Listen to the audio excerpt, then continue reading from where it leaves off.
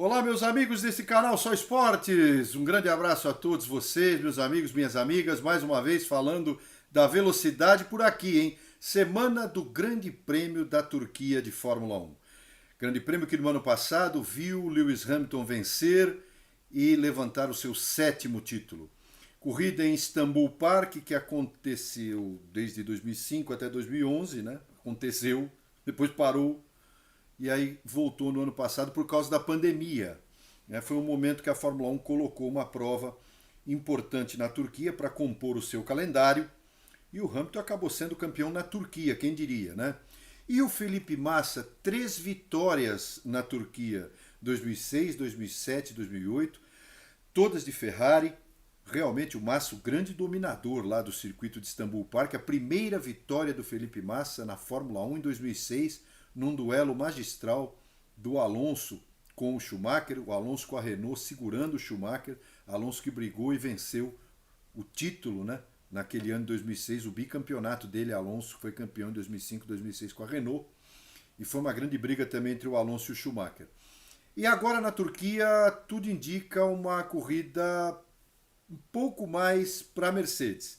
Não que a Red Bull não tenha que fazer o seu trabalho, o Verstappen vem com 2 pontos de desvantagem na grande prova, né, que fez na Rússia, largando de último, chegando em segundo, e realmente o Verstappen vai fazer de tudo, é claro, mas a Mercedes tem um carro melhor para o circuito turco, e pelo menos em teoria, né? A prática às vezes é outra em função inclusive das táticas utilizadas, e nós vamos aguardar essa questão principalmente da briga entre os dois, porque a Fórmula 1 tem mais uma prova, né? Chega mais uma prova a Fórmula 1 dia 21 de novembro, o Grande Prêmio do Catar, também lá no Oriente Médio, assim como as demais, eu já vou explicar o que vai acontecer nessa reta final do campeonato, porque era uma data vaga, numa logística bem complicada, mas a Fórmula 1 leva então para o circuito de Doha, no Catar, mais uma corrida onde a MotoGP compete, um circuito onde a MotoGP compete já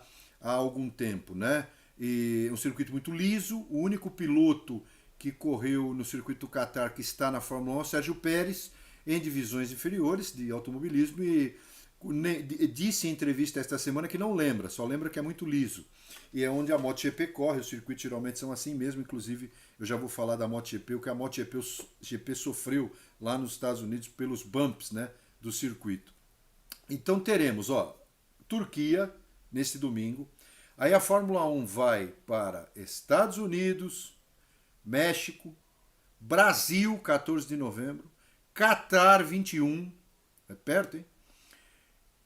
Teremos o GP da Arábia Saudita e Abu Dhabi, em 12 de dezembro. Então, por quê? Porque tudo vai para sai da Europa, né?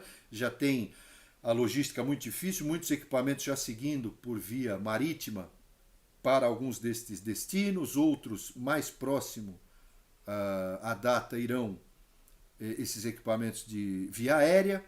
Então, por que isso? Porque para retornar à Inglaterra de alguns países, e o México está incluído, o Brasil está incluído, é necessário 10 dias de quarentena na Inglaterra. Então as equipes como, exceção feita a Alfa Romeo e a Toro Rosso, a atual Alfa Tauri, ex-Toro Rosso, né, que é na Itália, as sedes são na Itália, todas as outras têm sede na Inglaterra. Então complica realmente. A Fórmula 1 resolveu fazer uma logística que, ao deixar a Turquia, muitos desses equipamentos e mecânicos, etc., já estarão fora da Europa até o fim do ano. Né? Ficarão fora da Europa até o fim do ano. Até dia 12 de dezembro em Abu Dhabi. Já seguem para os Estados Unidos, dali para o México, para o Brasil, para o Catar, Arábia Saudita e Abu Dhabi. Esse trio final aí do campeonato são provas muito próximas em distância física, né? Catar, Arábia Saudita e Abu Dhabi, as distâncias são pequenas, e a Fórmula 1 consegue gerenciar bem o final do campeonato, que sem dúvida nenhuma terá disputa pelo título, né?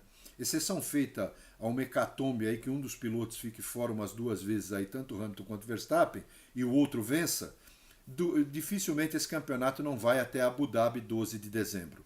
Inclusive essa é a chance do Verstappen de tentar mudar o quadro, com dificuldade agora no GP da Turquia, porque o Hamilton tem 2 pontos de vantagem após o GP da Rússia. Mas muito parelho, muito próximos, e as situações que vão se sucedendo a gente não sabe realmente o que pode acontecer, mas eu apostaria, apenas um acho, que vai até a última prova, sem dúvida nenhuma, no meu entender, né? Eu apostaria isso.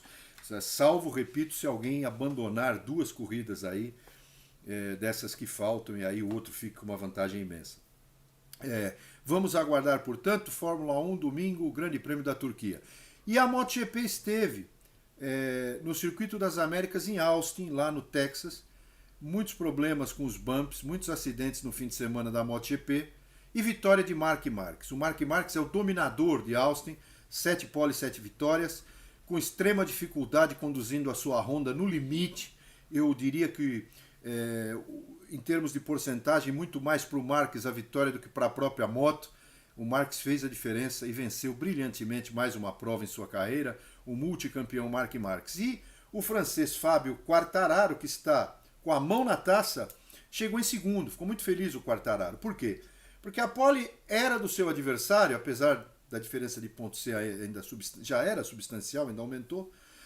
O Francesco Bagnaia, da Ducati. A Ducati conseguiu acertar aí, na verdade o Bagnaia conseguiu acertar a volta aí e fez a pole, porque o seu companheiro Jack Miller foi mal nos treinos.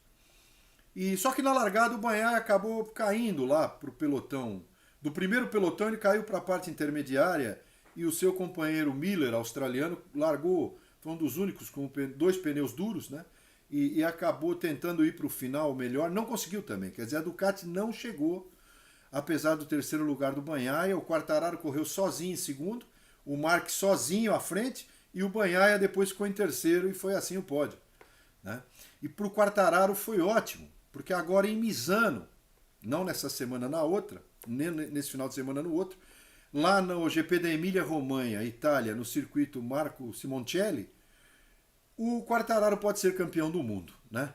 Então a França pela primeira vez terá um campeão na categoria principal das motos. O Quartararo deve ser o campeão do mundo, dificilmente, mesmo com a vitória do Bagnaia, muitas são as situações que podem levar o Quartararo, uma eventual vitória do Bagnaia, o Quartararo pode chegar em segundo aí e é campeão do mundo. Então, e a Yamaha nas mãos dele andou muito bem esse ano.